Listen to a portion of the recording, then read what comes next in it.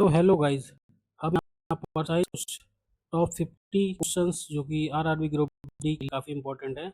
तो शुरू करते हैं। पहला क्वेश्चन आपका बिल्कुल टाइम का कि प्रकाश संश्लेषण की प्रक्रिया में पौधों द्वारा ऊर्जा प्राप्त करने के लिए सूर्य के प्रकाश का कितना प्रतिशत उपयोग किया जाता है। तो इसका आंसर हो जाएगा 1%। ओके, नेक्स्ट देखते हैं। प्रकाश संश्लेषण की क्रिया में ग्लूकोज का रासायनिक सूत्र क्या है। तो इसका होता है C6H12O6। C6H12O6 होता है। नेक्स्ट देखते हैं क्वेश्चन नंबर थर्ड। पौधों में भोजन किस रूप में संग्रहित स्टोर होता है। तो पौधों में भोजन स्टार्च के रूप में संग्रहित होता है। मानव शरीर में अतिरिक्त ग्लूकोज या भोजन किस रूप में संग्रहित होता है। तो ग्लूकोज या आपका ग्लूकोजन में एकत्र होता है। पांचवा क्वेश्चन देखते हैं। प्रकाश संश्लेषण के दौरान पौधे किसकी उपस्थिति में कार्बन डाइऑक्साइड और जल ग्रहण करते हैं। तो आपका इसका आंसर हो जाएगा ऑप्शन बी, सूर्य के प्रकाश और क्लोरोफिल के कारण। ओके, चलिए देखते हैं छठवां क्वेश्चन। क्लोरोफिल प्रकाश संश्लेषण की रासायनिक क्रिया में मुख्य रूप से इस प्रकार कार्य करता है। तो आपका इसका आंसर हो जाएगा ऑप्शन सी, उत्प्रेरक के रूप में कार्य करता है। चलिए नेक्स्ट क्वेश्चन देखते हैं। काफ़ी सारे जो टॉप 50 क्वेश्चन है मैं आपके लिए लाया हूँ, आप वीडियो में बने रहें। सातवां क्वेश्चन देखते हैं कि पौधों में मुख्य वृहद पोषक तत्व माइक्रो न्यूट्रिशंस का सही समुच्चय कौन सा होगा। तो इसका आंसर हो जाएगा नाइट्रोजन, फास्फोरस और पोटेशियम। Option A. पौधों में वृद्धि के लिए आवश्यक कार्बन कहाँ से प्राप्त होता है। तो आवश्यक कार्बन आपका वायुमंडल की CO2 से।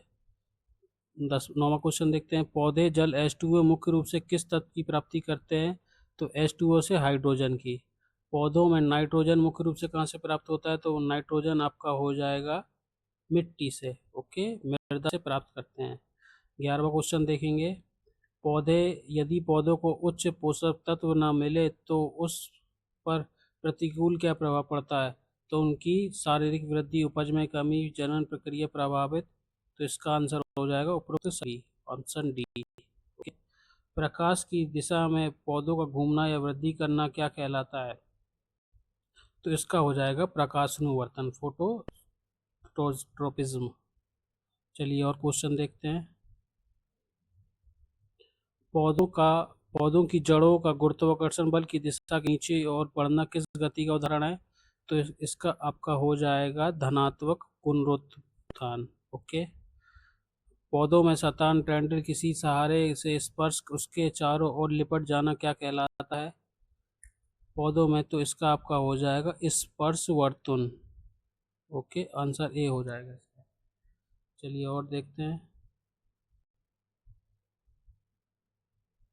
Question number 15। बिना किसी दिशा के केवल प्रकाश की तीव्रता के कारण होने वाली गति को क्या कहा जाता है। तो प्रकाशानुवर्तन। छुई मुई के पौधों को छूने पर पत्तियों में बंद होना किसका है। तो फिगमोनेस्टी इसका आंसर हो जाएगा। पौधों में तंत्रिका नर्वस सिस्टम न होने के बावजूद वे किसके माध्यम से उद्दीपन के लिए प्रतिक्रिया व्यक्त करते हैं। तो इसका हो जाएगा आपका हार्मोन एवं विद्युत रासायनिक संकेत। पौधों में अपने अपशिष्ट वेस्ट प्रोडक्ट का संचयन एवं उत्सर्जन किस रूप में करते हैं। तो इसका हो जाएगा आपका रेजिन एवं गोंद। पौधों में अपशिष्ट रेजिन का मुख्य रूप से कहाँ संचित होता है। तो इसका आंसर हो जाएगा ऑप्शन बी। पुष्प में मादा जननांग को कहा जाता है। तो मादा जननांग को कहा जाता है स्त्री केसर या जायंग।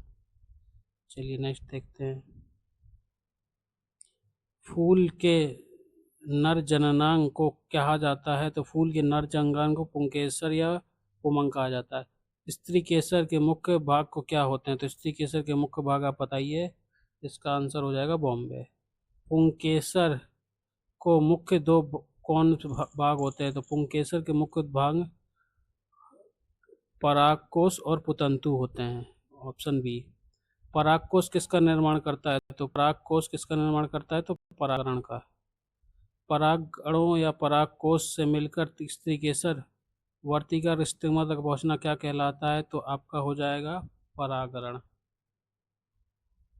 प्रकृति में कीटों द्वारा होने वाले परागण। तो इसका आपका हो जाएगा मधुमक्खी। सब प्रमुख योगदान मधुमक्खी का होता है। चलिए और क्वेश्चन की तरफ बढ़ते हैं। नेक्स्ट, कीटों द्वारा होने वाले परागण की प्रक्रिया वैज्ञानिक शाखा में कहा जाता है, तो इसका आपका हो जाएगा एंटोनोमोलॉजी। पक्षियों द्वारा होने वाला ऑर्थिनोलॉजी। जब एक ही पुष्प के परागण उसी पुष्प के वर्तिका पर गिरते हैं तो इसे क्या कहा जाता है? स्वपरागण।